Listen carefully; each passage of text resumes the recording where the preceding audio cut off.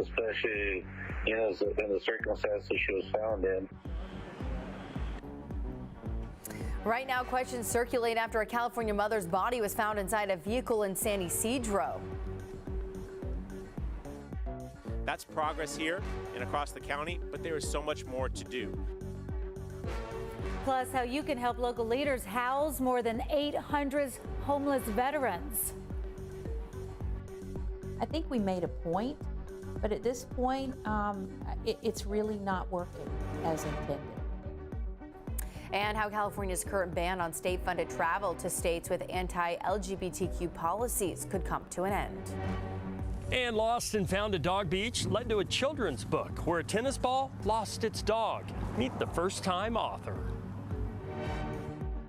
We're approaching a mild weekend across San Diego County, the coolest that will be for the next 10 days as the next heat wave approaches into next week. It is 6 a.m. on Friday, July 7th. You're up with CBS 8.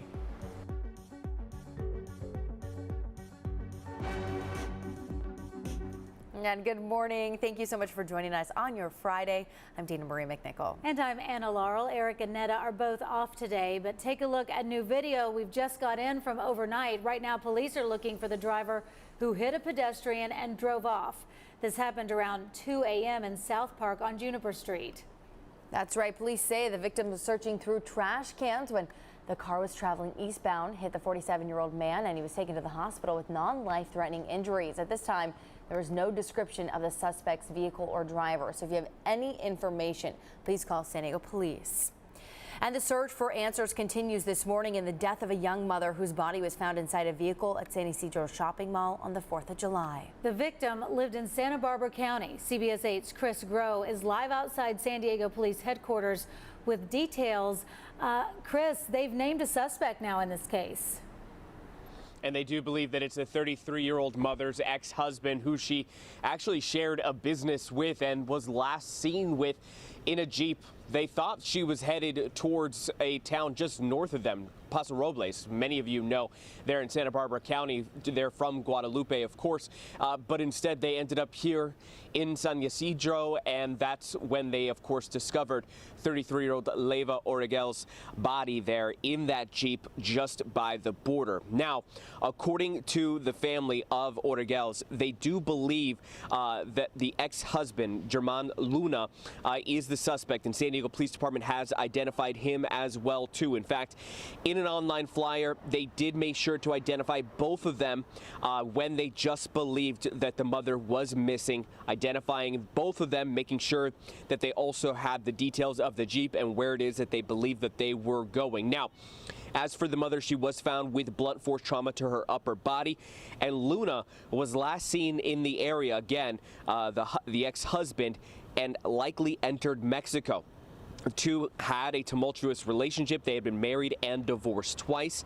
Now, we did speak with Oregel's uncle over the phone about the case just yesterday. Here's what he had to say. They don't know what he's driving or what he could be driving or anything. They're actually here right now as we speak. They're interviewing us. So people should be on the lookout, and if they spot them, be careful. Now, of course, if you think that you know anything, be sure to call the San Diego Police Department and or Crime Stoppers. Guys, back to you. All right, thank you so much, Chris Groh. Police body cameras have been used for several years and are a tool that can improve police transparency here in San Diego, but many people still have questions about how that technology is being used. Yesterday, the San Diego Police Department hosted a community event on body cameras. The meeting is part of the agency's effort to comply with the City of San Diego's surveillance ordinance. That requires the department to share information on all the different technologies they use. The department says the purpose of the cameras is to capture related interactions like traffic stops and detentions. They are a public good. People can gain insight into the activities of police officers, and also increases trust and transparency and accountability. Now, under the city's surveillance ordinance, the department will need to hold meetings for all the different technology they use, and that means they have 75 more to go. This morning, we're learning more about a crime spree that lasted several hours Wednesday night with two people now behind bars. Investigators say 26-year-old Calvin Brown and 18-year-old Rolena Blunt are now in custody. Police say the two are responsible for a string of crimes, including carjacking and robbing a smoke shop employee at gunpoint in El Cajon. We first brought this story to you Wednesday night. San Diego police say it started around 5 p.m. with a shooting in Imperial Beach. The pair now face multiple charges, including attempted murder and assault with a deadly weapon. And today, the San Diego Arts and Culture Coalition is holding another forum for the special election to replace Nathan Fletcher. Now, attendees will hear from 3 candidates vying to represent County District 4, Janessa Goldbeck, San Diego City Council member Monica Montgomery Stepp, and Amy Reichert. The forum starts at 5 p.m. at the Mingle International Museum in Balboa Park. RSVP at sandiegoracc.org. And this morning, county leaders, they're teaming up with local, state, and federal partners on the plan to get more than 800 homeless veterans off our streets. Yesterday, they announced the Leave No Veteran Homeless initiative. The federal government is providing housing vouchers for veterans experiencing homelessness. But there's just not enough housing available, so county leaders are now pushing the community to help. In 2020, there were 940 homeless veterans in our region. Despite the pandemic, we dropped that number to 814, a reduction of 13%. That's progress here and across the county, but there is so much more to do. So what they're asking, if you have a spare room, apartment, or other livable space that you could rent out, call 211 or go online to noveteranhomeless.org and fill out an interest form. This week we saw record highs across the world. Yesterday was the hottest day on record for planet Earth. That marks the 4th straight day of record highs, and we're likely not going to break a record into next week here in San Diego. Sorry, go ahead. No, you go. Forecasts show a heat wave is coming in full force next week. Extreme heat can impact our hearts, lungs, and kidneys. It could also lead to mental fog, which impacts our work with temperatures heating up. Obviously, it's a little hot in here, too. Yeah, our AC is out. AC is out. That's where it's Friday. We're working for you, and we can share ways that you can stay safe. Doctors say when it's hot, it's important to drink lots of water. You should take frequent breaks in the shade, avoid strenuous outdoor activities, especially between 1 and 3 p.m., and wear light-colored, lightweight, and loose-fitting clothing. Doctors also say avoid alcohol because it is dehydrating. That is one thing that I sometimes forget. I'm out on a patio drinking an Aperol Spritz, and then I think, you know what, Evan? Have I had water today?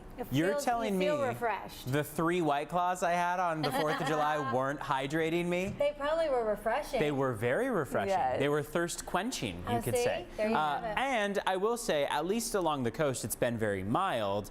If you are going to drink, the coast is probably the place to do it. It was actually really cool yesterday. Yes, exactly. It's when you start to head east that you run into the problems where you want to keep the, what is it, the backpack of water? Camelback. The Camelback with you as you head into, say, Julian to go hiking. Yes. That's where you're going to want it. With some IV hydration, There Enjoy you go. the drink along the coast. Who cares, right? Yeah. 6:08, it's Friday. How about that? We're at the weekend. Saturday, Sunday are going to be really comfortable along the coast. Live look outside from Pacific Terrace Hotel. It is going to be cloudy for the next couple hours. Between now and about 9-10 a.m. we'll start to see those clouds break apart. And then once those clouds recede fully from the coast, we'll be left with sunshine. So AM clouds, PM sun. 60s along the coast, upper 60s at that, though, cooling down from earlier this week. Mid 70s for your inland valleys, 80s for your mountains, and 106 for the desert. So you might have noticed that each day we've dropped by maybe 1, 2, 3 degrees the farther east you go.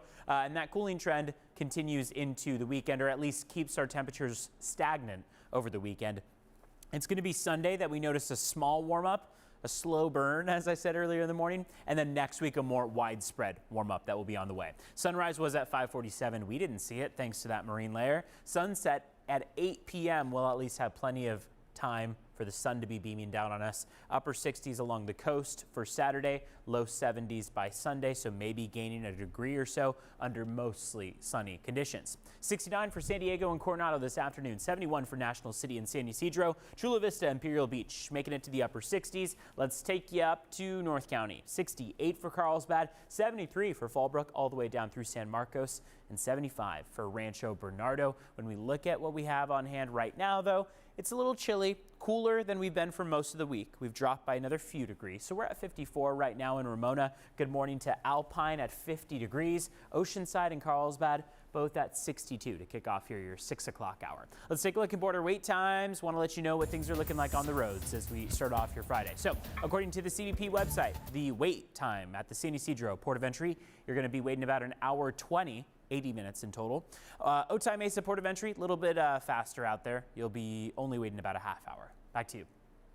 All right, thanks, Evan. Coming up, the legal action Elon Musk is taking against Facebook owner Mark Zuckerberg. Plus, the company that owned the Titan sub is closing down after 5 people died trying to visit the Titanic. And right now, California's Attorney General demands the Department of Justice take action after hundreds of migrants were transported to Sacramento.